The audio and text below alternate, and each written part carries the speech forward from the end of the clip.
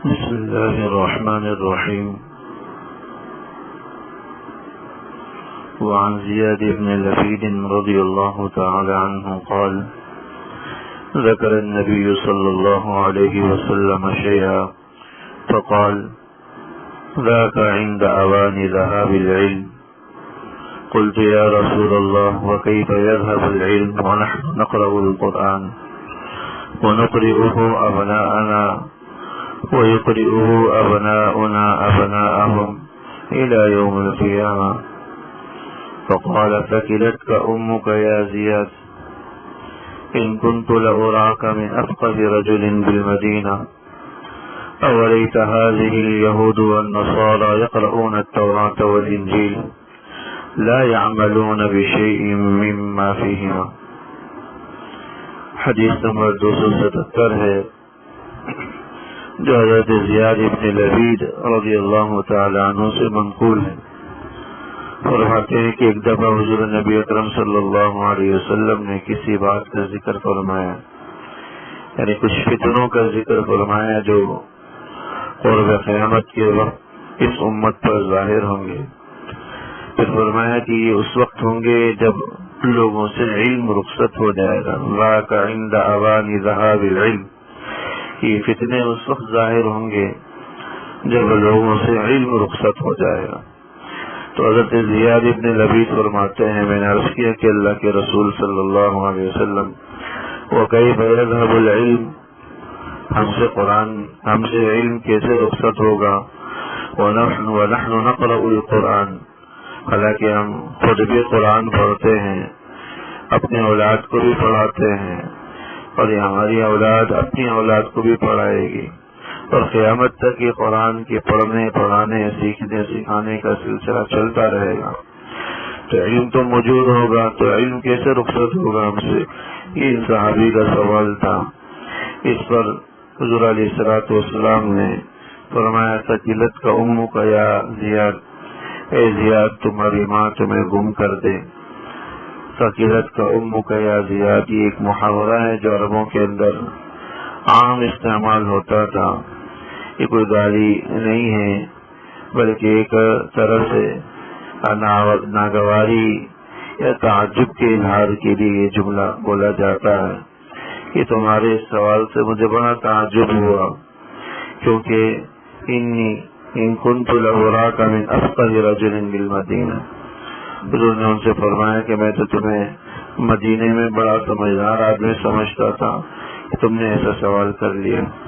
پھر خود ہی سمجھایا کہ اولیس هذه اليهود والنصارى يقرؤون التوراة والانجیل، کیا تم یہود و نصارہ کو نہیں دیکھتے کہ تورات اور انجیل پڑھتے بھی ہیں، لیکن ان میں سے تورات اور انجیل کی کسی بات پر وہ عمل نہیں کرتے؟ تو حدیث مبارک کے اندر یہ بات بتلایا کہ یہود و نصارہ کے پاس بھی تورات اور انجیل موجود ہے اور اس کو پڑھتے بھی ہیں، لیکن چونکہ اس کے مطابق عمل نہیں ہے، تو عمل نہ ہونے کی وجہ سے ان میں ان آسمانی کتابوں کے موجود ہونے کے باوجود بھی فتنے ظاہر ہوں۔ ایسے ہی قرآن کریم کے پڑھانے کے باوجود بھی علم رخصت ہو جائے گا۔ یہ قرآن کریم صرف برائے قرآن کریم کا مقصد صرف یہ نہیں ہے کہ اس کے الفاظ و نقوش کو پڑھا جائے، اگرچہ اس میں بھی اجر و ثواب ہے، لیکن اس کا اصل مقصد اس کے مطابق عمل کرنا، قرآن کی تقاضے کے مطابق عمل کرنا، قرآن کی ہدایات پر عمل کرنا، قرآن کی تعلیمات پر عمل کرنا۔ قرآن ایک عملی کتاب ہے، عمل کی کتاب ہے، ایک رہنما کتاب ہے، ایک ایسی کتاب ہے جس سے رہنمائی لی جاتی ہے۔ لہذا یہ فتنے اس وقت ظاہر ہوں گے جب لوگوں سے علم رخصت ہو جائے گا۔ حالانکہ لوگ قرآن پڑھا رہے ہوں گے، لوگوں کو اپنی اولادوں کو سکھا رہے ہوں گے، لیکن پھر بھی علم ان کے درمیان نہیں رہے گا، کیونکہ قرآن پڑھ تو رہے ہوں گے لیکن قرآن پر عمل نہیں کر رہے ہوں گے۔ تو اصل اس قرآن پر عمل کرنا، اس کی تعلیمات اور ہدایات کو اپنی زندگیوں کا حصہ بنانا، یہ اصل ہے۔ اگر یہ زندگی میں نہیں ہے، یہ عمل میں نہیں ہے، تو گویا کہ علم ہم سے رخصت ہو چکا، علم ہمارے درمیان موجود نہیں ہے۔ وہ رہنما کتاب تو ہے لیکن ہم رہنمائی اس سے نہیں لے رہے، ہدایت کی کتاب تو ہے لیکن ہمیں ہدایت نہیں مل رہی۔ تو قرآن ہونے کے باوجود وہ عمل سے دور ہوگا۔ آج اگر ہم اپنی زندگیوں کا اور اپنے گرد و پیش کا مشاہدہ کریں تو تقریباً یہ صورتحال نظر آتی ہے کہ قرآن کریم موجود ہے، پڑھا جا رہا ہے، پڑھایا جا رہا ہے، ہزاروں کی تعداد میں بچے قرآن کریم کا حفظ کر رہے ہیں، اس کو یاد رکھ رہے ہیں۔